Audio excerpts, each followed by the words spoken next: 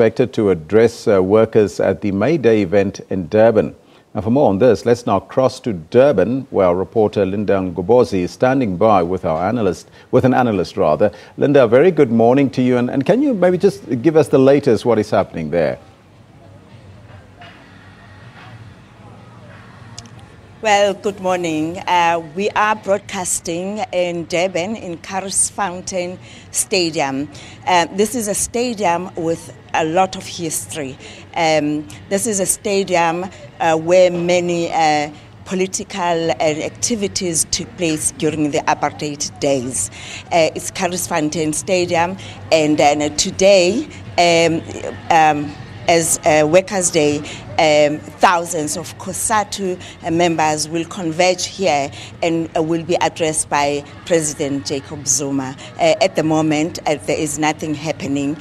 We are told that before they come here, they will march from central Durban and come here. But maybe to talk a little bit about the stadium and why is it so important, and why in 30 years of COSATU's existence, they decided to come and celebrate a Workers' Day. This is a birthplace of COSATU. On the 1st of December 1985, thousands of workers from different unions converged here to unite, and they formed a confederation that was later known as COSATU, with the first president as the late Elijah Barai and the first general secretary J. Naidu. And that day there were only less than 500,000 members of the union, and today we are talking about 1.8 members, and the union grew and became the biggest in South Africa, and it became the biggest in in Africa. But to talk about today and COSATU today, and I've got Mr. Beki Mgobozi from the University of KwaZulu-Natal. Good morning, Dr. Mgobozi. Good morning. Today, COSATU is divided. On the 1st of December 1985, they came here united. Today is divided. Yeah, it's a very sad moment, I must say, because the main reason why COSATU was established was simply because workers were not getting a fair deal from the employers. So then a decision was taken that these workers should come together and form a federation that was going to advance their interests. So then at the time, the expectation was that personal interests were going to be put aside and the interests of the workers were going to take first priority. But then what we have seen happening subsequently is that personalities have taken center stage, and then the wishes of the employees or the wishes of the workers have taken a backstage. So then it's a very sad moment, but then I think that strategically, then COSATU decided to come here at the time when these divisions have come out to the open to remind workers that indeed this is where we started and these are the reasons why we formed the federation. Therefore, whatever divisions that we are having now shouldn't in fact exist. So those who have doubts about the federation should then think back in history and say we established the federation because we wanted to advance the wishes of the workers. So therefore, let us put differences aside and march forward. COSATU is in alliance with the SABC, with the ANC. The ANC is the senior partner in that alliance. Do you think it's done enough to ensure that any workers are united?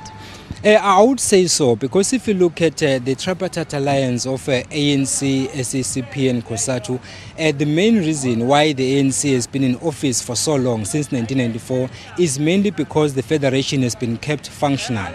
So then without workers, I don't think that the ANC would have obtained the number of votes it has obtained consequently since 1994. So therefore, I think that the alliance has done wonders for the ANC, and then if the federation were to fall apart, chances are the ANC would then take a blow, even if it would still win the elections, but then it wouldn't win the elections with a high margin, as we've seen happening in 1994, 1999, 2004, and then the most recent election. So basically then I would say that the federation has in fact been kept intact, but then unfortunately lately we see these cracks coming up.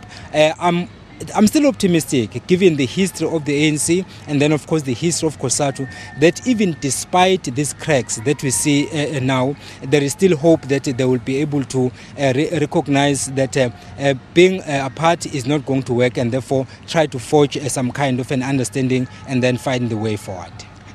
But this division, and if we leave the alliance and we're looking at the workers on the shop floor, what does it mean to them? I must say that to the majority of the workers, they think that they are not getting a fair deal. Because those who are aligned with, say, for example, the former secretary, Zolinza Mavavi, they are of the view that he was, in fact, espousing their interests. And with him out of COSATU, they think that, in fact, some of their fights will not succeed. However, those who say that COSATU is not Zolinza Mavavi, they will still see COSATU as a reliable federation that is going to advance their interests. So, in other words, we have to distinguish between an institution and individuals. So then it depends on what you put first. If you put individuals first, then of course you'll paint a pessimistic picture. But then if you put institutions first, we are most likely then to have an optimistic picture and say, even despite these differences, COSATU will survive, and therefore the alliance will not fade away. It's just that it is going to have some challenges, and it will depend on the leadership from COSATU, SACP and the ANC, how they manage these differences that we see currently. Just lastly, unemployment is rife in South Africa at the moment. This whole thing, this division, what is it doing to the unemployment in the country? Who's going to fight that jobs must be created and all that? I think that even if some individuals were to leave COSATU, as some have been expelled already, that doesn't necessarily mean that COSATU will die. In other words, it will be weakened, but it will not die. So then, given that, then we might say that even if there are individuals who are out of COSATU, those who don't have employment, the fact that they are not employed is not because of the divisions, it's because of other factors that are outside of the federation, that are outside of government. So in other words, we might say that even if these cracks did not materialize, basically it doesn't mean that everyone in South Africa is going to be employed. If you look at the international picture, the same thing is happening. Not everyone is employed. So therefore, there is hope. Dr. Mgobozi, thanks very much for that information. Well, we're still here. We will be giving you updates and during the course of the day. At the moment, just very few workers are still around here, and the march will come, and we are expecting President Jacob Zuma to address the rally late in the afternoon. Back to you, Elvis, in the studio.